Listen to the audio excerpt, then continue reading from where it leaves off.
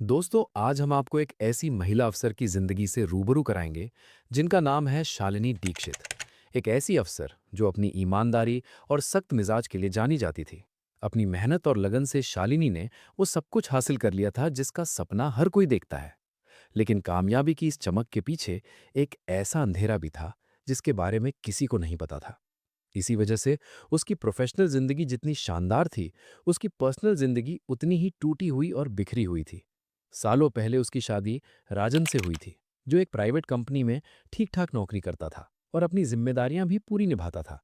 लेकिन वो उन लोगों में से था जिसके लिए कामयाबी का मतलब बड़े बड़े प्रमोशन या पावर नहीं, बल्कि एक शांत और सुकून भरी जिंदगी थी।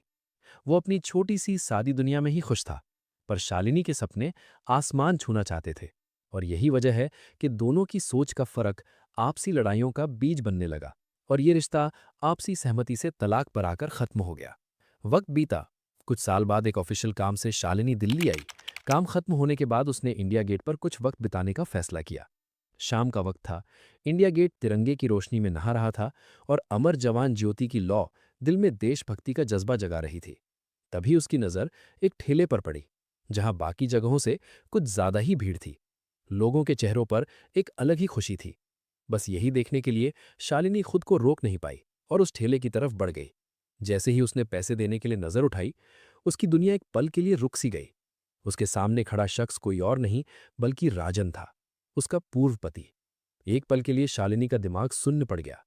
वही राजन जो कभी एक अच्छी खासी कॉरपोरेट जॉब में था, आज सड़क पर पकौड़े बेच रहा है। शालिनी के मन में तरस, गुस्सा और हजारों सवाल एक साथ उठ रहे थे। उसने किसी तरह खुद को संभाल कर थोड़ी सख्ती से पूछा, तुम यहाँ? तुम यहाँ ये सब राजन? क्या है? मगर राजन ने जिस शांति से जवाब दिया, उसने शालिनी को और भी ज्यादा हैरान कर दिया। इसीलिए जब राजन ने शांत चेहरे से कहा, हाँ शालिनी, मैं यहीं पकोड़े बेचता हूं, इसमें कोई बुलाई है क्या?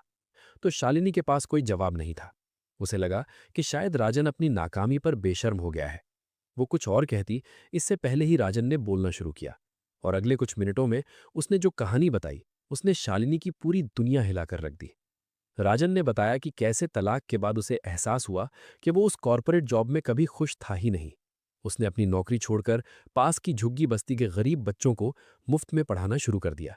उसने एक छोटा सा एनजीओ खोला जिसका नाम था पहली सीख।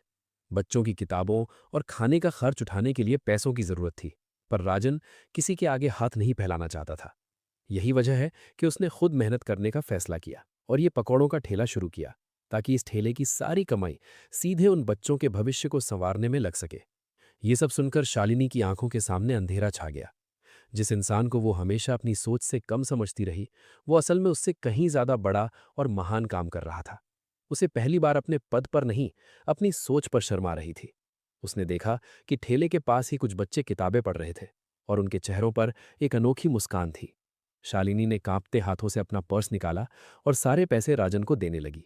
लेकिन राजन ने हाथ जोड़कर पैसे लेने से मना कर दिया और कहा, शालिनी, मुझे तुम्हारी दया नहीं, तुम्हारा सम्मान चाहिए। अगर सच में मदद करनी है तो इन बच्चों को किसी अच्छे स्कूल में एडमिशन दिलाने में मेरी मदद करो। उस दिन शालिनी को पहली बार समझ आया कि असली कामयाबी किसी बड़ी कुर्सी पर बैठना नहीं है, बल्कि किसी के चेहरे पर मुस्कान लाना है। वो चुपचाप वहां से लौट आई, लेकिन उसकी सोच और उसकी जिंदगी हमेशा के लिए बदल चुकी थी। दोस्तों, ये कहानी हमें सिखाती है कि हमें किसी को भी उसके काम से नहीं आंकना चाहिए। हर इंसान की अपनी कहानी और अपने संघर्ष होते हैं। सफलता का मतलब सिर्फ पैसा कमाना नहीं, बल्कि एक अच्छा और नेक इंसान बनना भी है। आपको क्या लगता है? क्या शालिनी ने राजन को गलत समझा था? अपनी राय हमें कमेंट्स में ज़रूर बताएं।